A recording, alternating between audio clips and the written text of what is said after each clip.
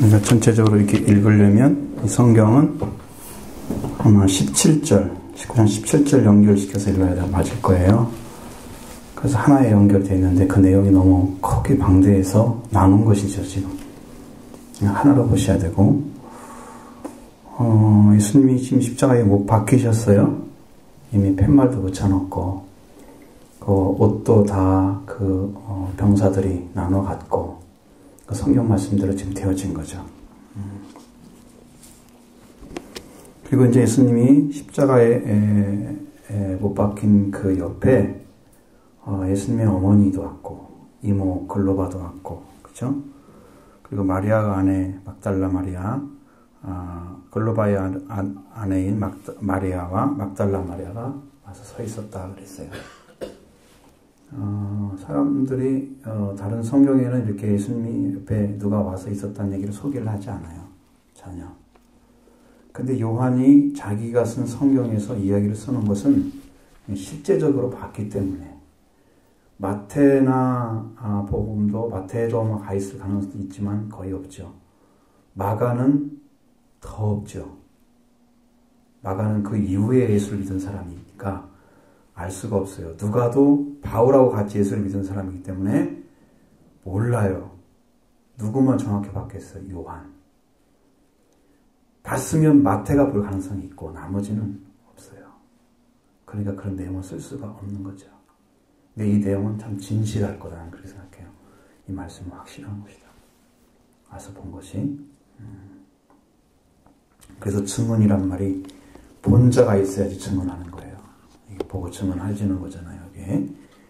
이 내용은 바로 그런 걸 생각하면서 읽어야 돼요. 그래서 예수님이 자기의 사랑하는 어머니 마리아를 보고 자기 사랑하는 제자가 옆에 있는 걸 봤다 그랬어요. 여자애 보십시오. 아들입니다. 이렇게 소개하고 있습니다. 예수님을 어머니라고 부르면 참 좋을 텐데 왜 여자라고 했을까? 뭐라고 불러야 합당할 것 같아요?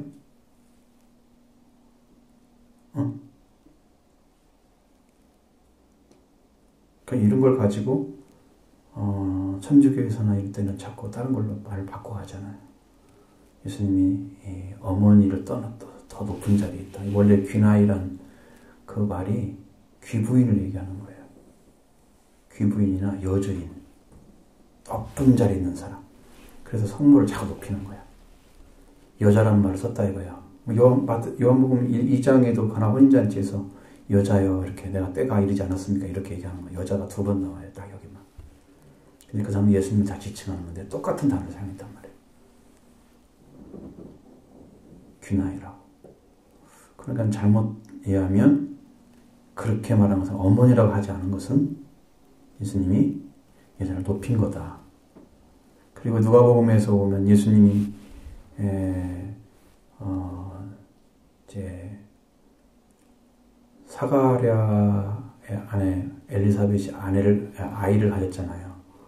그런데 예수님을 가진 막달라 마리아가 거기 다가오니까 주의 모친이 여기 오시니 어찌한가 그러면서 예수님이 주의 모친이라고 마리아를 지칭을 했단 말이에요. 그것이 하나의 주의 모친이니까 이것은 천상에 있는 존재로 이렇게 높여서 봐버리는 거예요.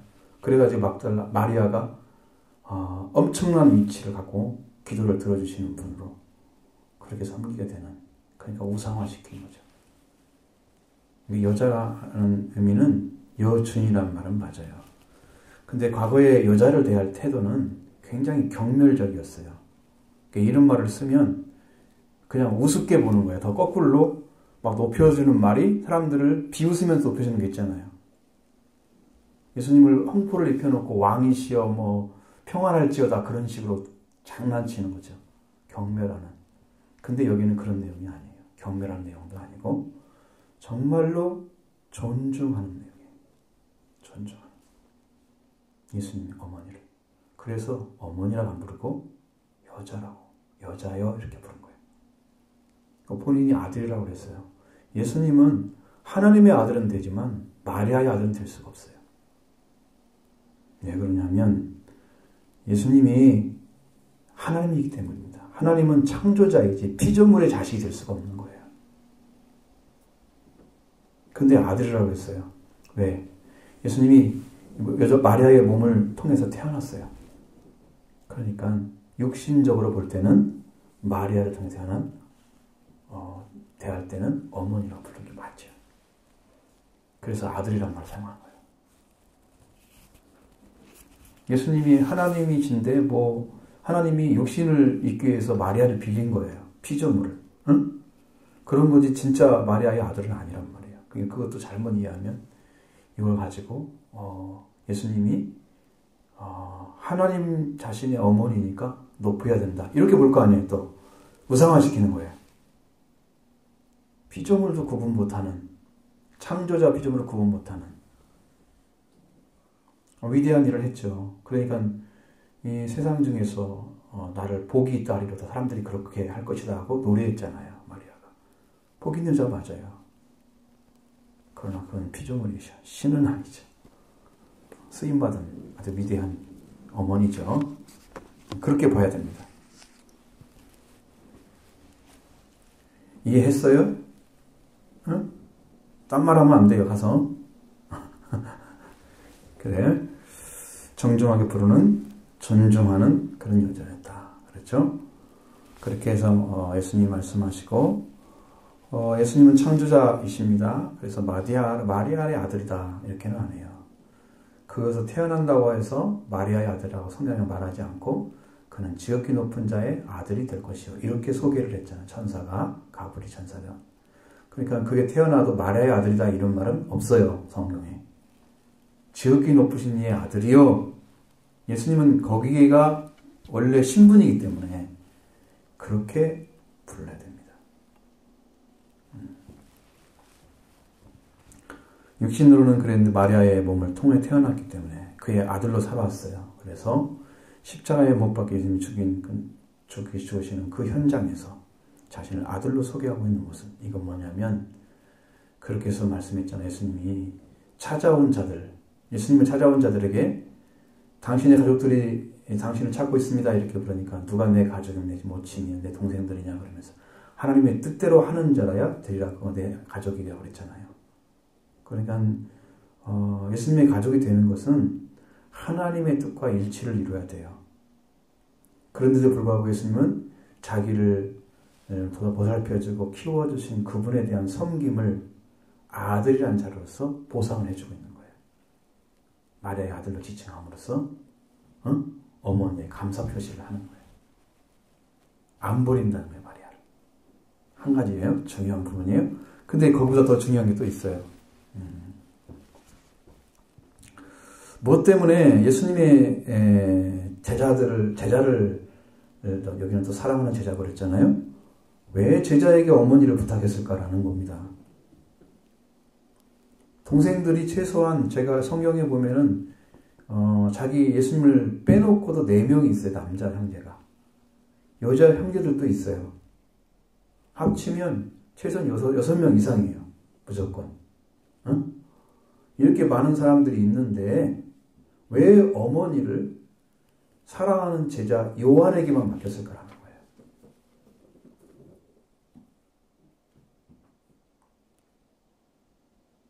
왜 그랬을까요? 왜 예수님 몰랐을까? 예수님을 안 믿었어요. 그 동생들이. 나중에 예수님이 부활하시고 승천하시고 성령 받을 때쯤 믿게 돼서 그 시간이 지나가면서 믿게 된 거예요. 그들은. 그 전에는 안 믿었어요. 예수 그리스도의 종이라고 자기를 소개하는 야고보, 유다 성경이 있잖아요. 야고보 성경도 있고 유다 성경. 그 예수님의 동생들이 쓴 거예요. 예수님을 예수님의 종이라고 썼어요. 예수님의 동생인 나는 이렇게 안 쓰고 예수님의 종이라고 썼어요. 그러면 그 정도로 예수님이 누군가를 알았다는 거죠. 그 전에는 예수님 누군지를 몰랐어요. 그러니까 믿지 않았다는 의미예요. 그리고 어머니를 동생들한테 맡길 수가 없는 거예요. 그런 것 때문에. 그래서 예수님은 그 사랑하는 제자 사도요한에게 보라 네 어머니라 라고 얘기를 했을 때 그때부터 그 제자는 자기 집에 모셨다.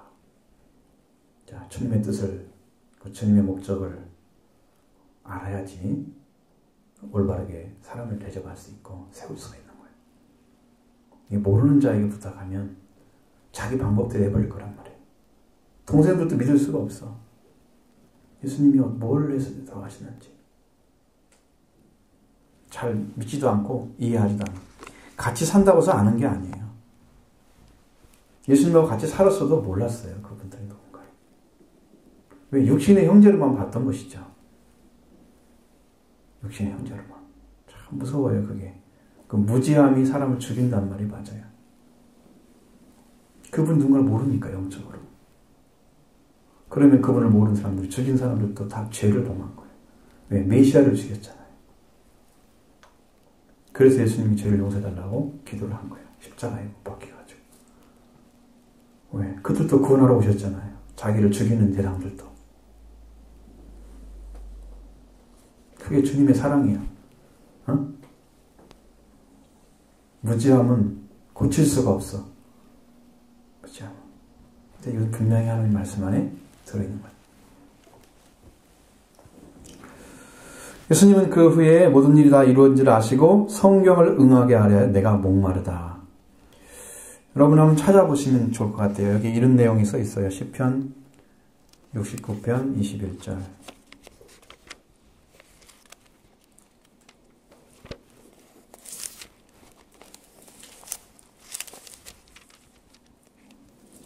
(851페이지)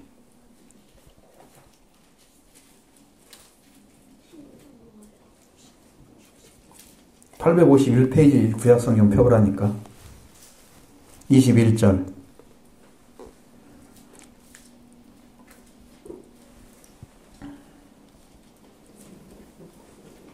자, 읽어봐요. 시작. 그들이 쓸개를 나의 음식물로 주며 목마를 때에는 초를 마시게 하였사오니.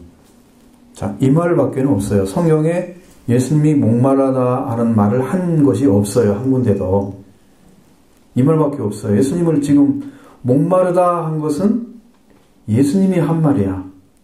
성경을 응하게 한단 말은 목마르다 그러니까 뭘 갖다 줬어요? 응? 흰 포도주를 어떻게 해서? 뭐에다 묻혀가지고. 성경에 다 나와 있는데 어려워서 모르는 것은 아니잖아.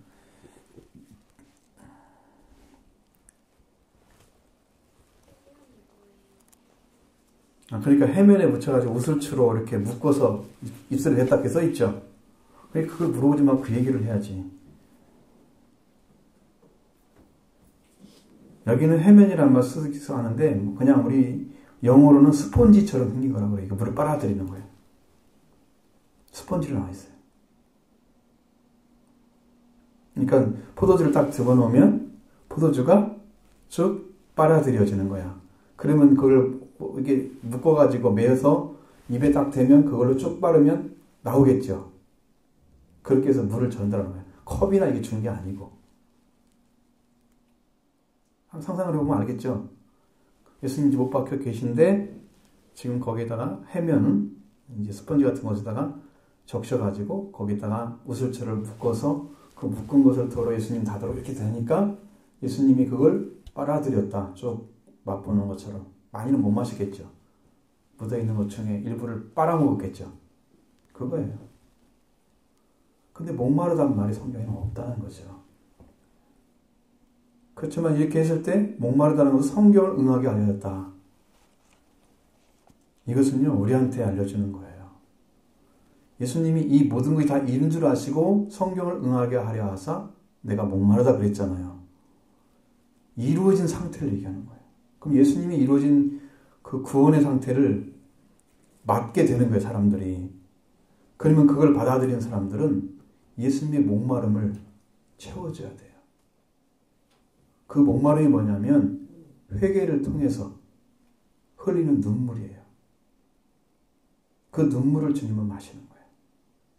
근데 예수님을 물 한 방울도 주는 사람이 없대요. 회개하는 사람이 없다는 거예요. 눈물을 흘리면서 그 은혜를 구한 사람이 없다는 거예요. 회개의 눈물이 예수님을 드리는 물이에요. 여러분의 물이에요. 이걸 가져야 됩니다.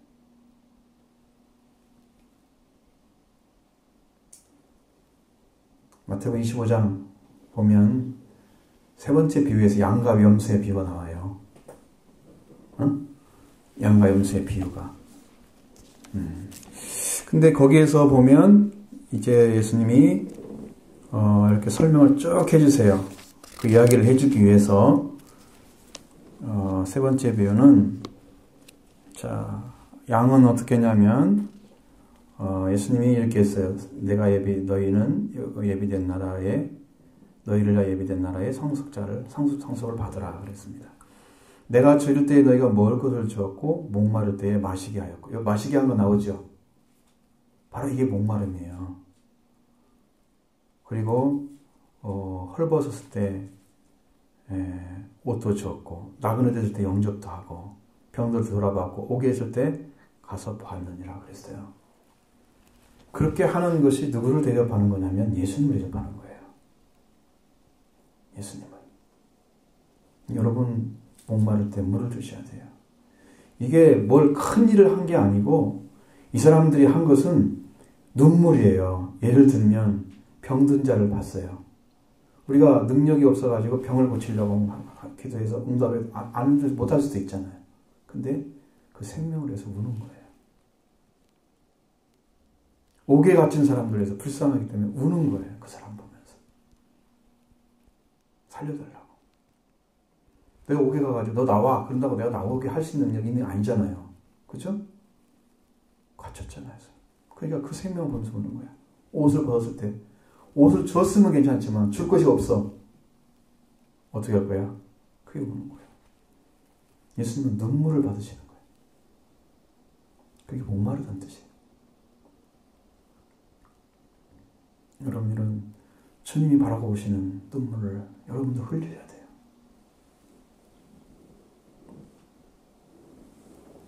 예수님의 목마름을 해결해 주셔야 돼요. 상을 잃지 않을 거예요. 그 생명. 성경에는 너의 눈물을 병에 담는다는 말씀이 있어요. 시편에. 네가 흘린 눈물을.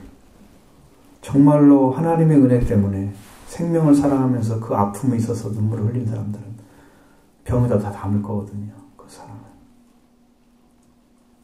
목마름이 바로 그런 목마름이에요. 근데 이제 사람들은 예수님 목마르다니까 뭘 줬다고요? 신포도주, 해면에 스펀지 모여가지고 우슬초를 줬대요. 근데 여러분 우슬초는 미안하지만 우슬초는 힘이 없어서 올리지를 못해요. 우슬초 자체가 우리가 성경에서 보면 이런 거 있어요. 6월절 양을 잡을 때 그것이 이제 어디에 나오냐면 출애굽기 12장에 나와요. 보면 양이나 염소의 피가 있어요. 그 피를 문설주나 문지방에 바를 때 우슬초에 찍어서 바르게 돼 있어요. 그 우슬초가 이 우슬초가 똑같단 말이야. 그러니까 뭐 하는 거야? 빨아들이기 위해서 그것으로 피를 바르는데 사용한 도구야. 근데 그것이 힘이 있어가지고 이 해면을 묶어서 이렇게 올렸을 때 그게 올라가질까요? 그냥 뚝 떨어지지. 네. 세우지도 못하지. 우리가 좀 탄탄해야 세워져가지고 입이 달 거 아니야. 입까지 올리려면, 십자가까지 올리려면. 안 되는데 왜 우슬초를 썼느냐. 대체. 다른 데는 그런 말이 안 나오는데. 우슬초란 말이 아니야. 다른 성경에는. 그래, 왜 하필이면 요한은 되지도 않는 일을 써놨느냐는 거죠. 그것은 예수님의 속죄와 관련돼서 이야기하려고 그러는 거예요. 예수님이 다 이루고 완성된 구원을 이 우슬초로 나를 씻어달라고 찬양하잖아요. 하나님이여 나를 그 찬양하면서 나오잖아요. 거기에 우슬초로 나를 씻어달라고. 그게 피를 발랐다는 의미예요. 예수님의 속죄의 피를 의미하는 거예요. 우슬초로 씻으란 말은 피는요, 이 죄는 씻는 어떤 세상의 법이 없어요.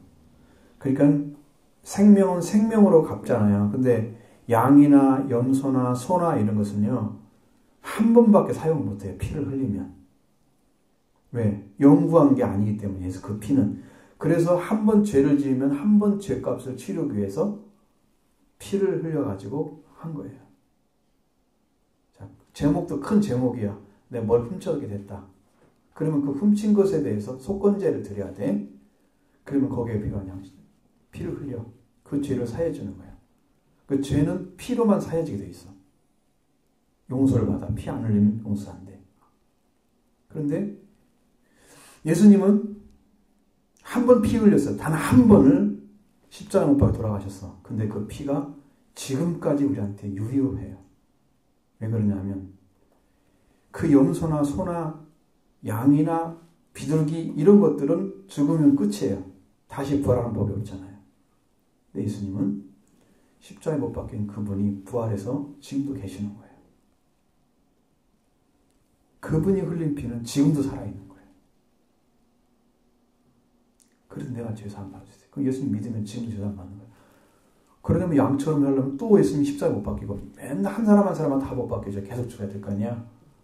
그렇지 않아요. 히브리서 9장 10장 읽어보세요. 정확히 나와 있어요. 너무 기가 막혀요. 진리가. 영원한 생명 맞춰가지고 예수님이 십자가에 흘리신 그 보혈이 너의 양심도 깨끗하게 하고 하나님께 설 수 있도록 해준다. 심령을 정결하게 하는 그 능력이 보혈에 있다고 가르쳐주고 있어요. 확실합니다. 여러분 보혈이 흐르는데 여러분 받아야 할 거 아니에요. 응? 보혈의 피를 여러분 받으셔야 되죠. 누구 것이 아니잖아요. 그 읽으면서 그 말씀이 여러분에 딱 들어와서 심령 안에 씻음이 딱 돼야지. 그 말씀을 받으면서도 아무 느낌도 없어. 뭘 읽은 거야 지금. 그러니까 그 피를 묻히는 게 뭐다? 우슬초. 응? 그래서 그것을 가지고 줬다라고 이야기하는 거예요. 실제는 줄 수가 없는 거란 말이에요. 그 의미를 되살리기 위해서. 읽는 사람들 헷갈릴 수도 있습니다. 정말로 인간적으로 본 사람들은 왜 저걸 써놨어? 말도 안 되는 이야기야. 이렇게 치부를 해버리니까 해석을 못하는 거지.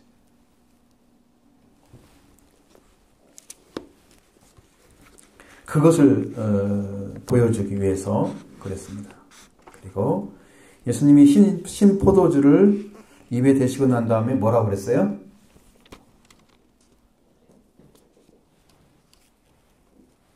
(30절에)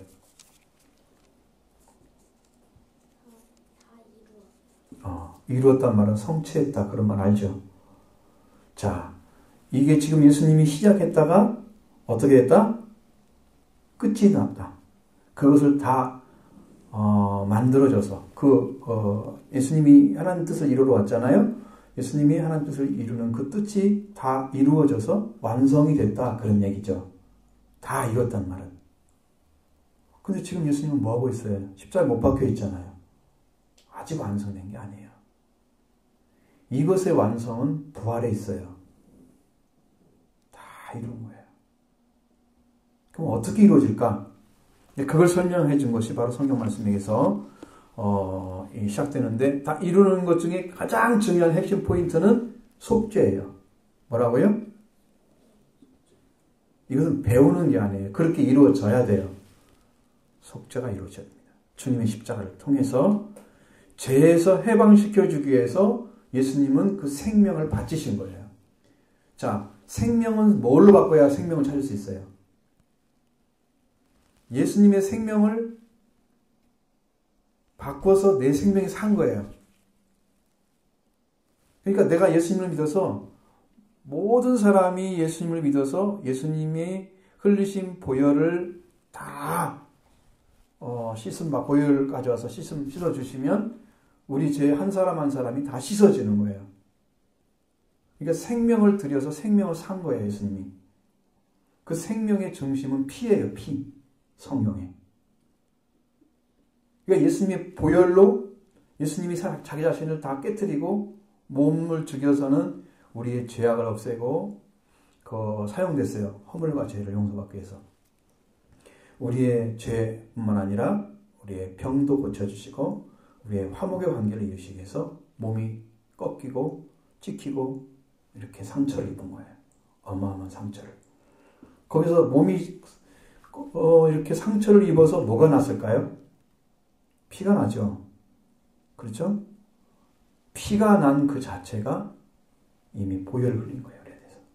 그래서 피의 능력이라고 얘기하는 건데 그 피의 능력이 사람을 씻어줘요. 그 속죄가 이루어지는 거예요. 자, 죄 가운데 있어요? 그러면 죄가 가지고 있는 대가가 있어요. 죄는 뭘 해야 돼요? 대가를 치러야 죄가 없어져요? 죄의 열매는 뭐라고 써 있어요? 로마서 6장 23절에 죄의 싹이라고 나와 있어요. 싹.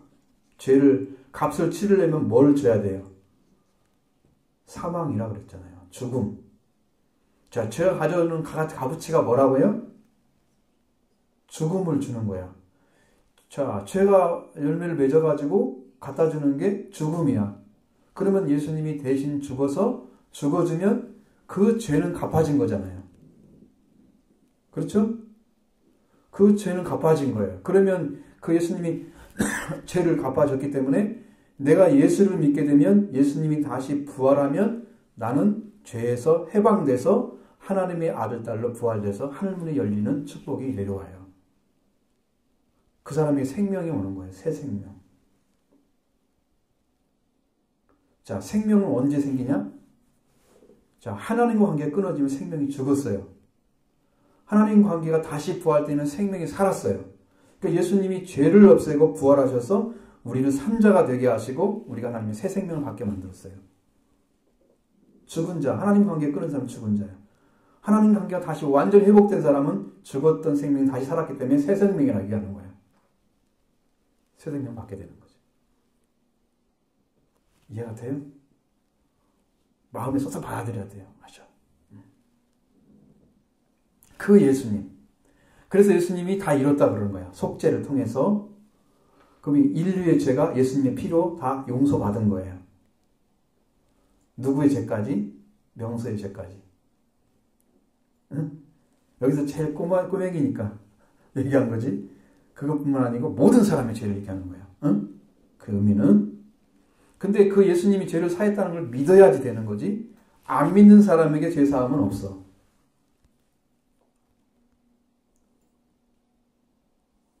나를 사해준 주님이 누군가를 모르는 사람은 아직 사함받은 게 아니잖아. 죄 용서받은 게 아니죠. 나를 사해준 분이 예수님이야 라고 얘기한 사람은 예수님이 사해준 것을 받았기 때문에 이야기하는 거예요. 그걸 알기 때문에 나는 죄 사함 받았습니다. 주님이 해주셨습니다. 이 고백하는 거예요. 이건 놀라운 고백이죠. 이게 예수님이 다 이룬 거예요. 근데 여기서 끊는 게 아니고 이걸 어떻게 가져가냐? 십자가 부활을 통해서 이루시는 거예요. 자, 누가복음 24장 44절을 다 이뤘단 말의 끝이 이거야.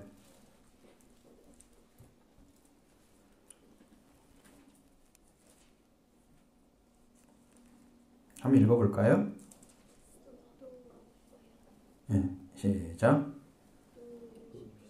내가 너희와 함께 있을 때 너희에게 말한 바 곧 모세의 율법과 선지자의 글과 시편에 나를 가리켜 기록된 모든 것이 이루어져야 하리라 하는 말이 이것이라 하시니. 네, 중요해서 여기서 빼놨잖아요. 이렇게 성경 구절로. 뭘 하셨다고 예수님이? 내가 너희와 함께 있을 때, 지금 누구한테 얘기하는 거야? 제자들한테 얘기하는 거야. 응? 내가 너희와 함께 있을 때 뭔 얘기를 했다고요? 내가 말했다 너희에게. 모세의 율법. 성경이 구약 성경에 나오는 거잖아. 창출내 민신. 응? 창출내 민신. 알았죠? 율법. 그 다음에 선지자. 예언자들이 말한 거야. 그러면 예언자 누구예요? 이사야, 에레미야. 누구야 또? 에스겔. 또 다니엘. 그 뒤에도 많아요. 호세아, 미가, 요가, 나훔, 응? 하박국, 요나, 스가랴, 스바냐, 학계, 말라기, 그런 성경이 있잖아요. 아모스, 미가 이런 성경 다 있어요. 이제 구약에 예수님이 가르쳐 한 말씀이 그 선지자들이 한 말이 있어요. 그 다음에 시편을 썼던 다윗이나 여러 시인들이 썼던 것 중에서 예수님을 가르쳐 한 말들이 많이 나와요. 그 말씀이 다 이루어져야 하리라 한 것이 바로 이것이다 그랬어요. 그 이것이 뭘까? 예수님이 지금 어느 상태로 왔냐면 부활하시고 제자들을 만나고 있는 거예요. 부활하시고. 응? 그러니까 이거 뭐예요? 율법과 선지자 그리고 시편에 기록된 말씀이 이루어진 게 예수님의 부활을 가리키는 거예요.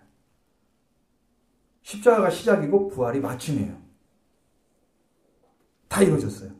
십자가 부활 외에는 성경에 완전한 복음이 없어요. 그걸로 다 모든 사람이 다 구원을 받는 거야. 그러면 지금 나도 예수를 믿을 때 목사님도 예수님의 이름으로 구원받은 거야. 다른 사람으로 받은 게 아니고. 명수도 예수님을 믿으면 예수님으로 구원받은 거야. 그러니까 모든 사람이 예수님이 길이 되어준 거지. 하나님께 가는 길. 응? 모든 사람에게 예수님이 길이야. 그러니까 예수님을 믿게 되면 예수님이 오셔서 사함을 주시고 예수님이 오셔서 우리를 부활시켜서 하늘문을 여시고 하나님을 받으시는 거지. 이제는 부활된 사람은 하늘문이 열린 삶으로 살아요. 부활을 입은 사람. 이게 이제 구원, 이 사람은 정말 기도하기가 쉬워지는 거야. 예수님이 부활이 안 오면 너무 힘들어. 막 찾아가야 되기 때문에 지금도. 근데 이걸 믿으면 그냥 알아져요. 그때부터 말씀이 내려와요. 하늘로부터. 성경이 깨달아져. 그냥 알아져. 재밌다니까. 옛날에 몰랐던 것도 다 알아진다니까. 부활이 이루어져. 성령도 그때 부활한 사람에게 임하여 오시는 거야. 그래서 오순절의 씨앗이 되는 거야. 그 사람이. 그럼 예수님 오실 때에 공중 혼인잔치에 왔다 예수님 부르면 쫙 그냥 무거운 사람 못 올라가. 살찐 사람들 뚱뚱해가지고 구름 타고 올라가야 되는데 구름 속으로 올라가야 되는데 자석이 마치 빨아들이는 새를 빨아들이는 것처럼 쫙 하면 쫙 불러오잖아. 응? 그것처럼 예수를 믿었던 모든 사람들이 다 하는 게 아니고 여기서 십자가와 부활이 이루어진 사람들은 꼭 여기에 자석이 새를 받아들인 것처럼 쫙 올라가 주는 게 지금 가는 거예요. 거기는 해를 받지 않아. 다 이미 부활되어 있어. 예수님의 몸으로. 예수님의 몸으로 부활되어 있어요. 죽은 자도 예수님의 몸으로 부활하고요. 몸의 부활이 이루어지고 살아있는 자도 예수님의 몸으로 가는 거예요. 부활, 예수님 부활 아무 의미 없어요. 기독이 다니는 것이 아무 의미가 없어요. 시간 낭비야, 시간 낭비, 정말로. 그러니까 이 은혜를 받으라고 지금 얘기를 해주는 거야. 뒤로 가지 말고, 물러가지 말고, 믿고, 의지해서. 자, 이거예요. 이게 다 이룬 거예요. 예수님의 십자가와 부활로 완성된 거예요, 구원이. 알았죠? 이걸 믿는 거예요? 그러면 내 안에 이루어져야 되겠죠? 그게 로마서 6장에 다 나와 있어요, 그 말씀. 그것을 하나님 자꾸 해석을 해줘요. 계속 해석을 해줘요. 새롭게. 그러니까 날로 새로워지는 거예요. 말씀이 보면은 또 새로워지고, 또 새로워지고, 또 새로워지고. 똑같은 말 읽었는데 똑같은 글이 아니야. 어저께 먹은 밥이 똑같은 밥은 아니야. 어저께 먹은 밥하고 오늘 먹은 밥은 또 달라. 쌀은 같은 건데, 뭐 쌀 같은 종류에 나왔어도 나는 지금 새 걸 먹고 있는 거지. 얘들 어저께쯤 먹고 있는 거 아니야. 그죠? 그것처럼 성경 말씀은 맨날 똑같은 성경이 써 있어, 그대로. 근데 성경을 읽으면 매일매일 새로워. 부활이 이루어진 사람들은 이 말씀이 날마다 새롭도다. 내 양식이 되는 거예요. 십자가 부활은 중요하죠? 기독교의 핵심이야, 이거. 이거 없이 믿는 사람들은 다 가짜야. 왜? 구원이 안 이루어져.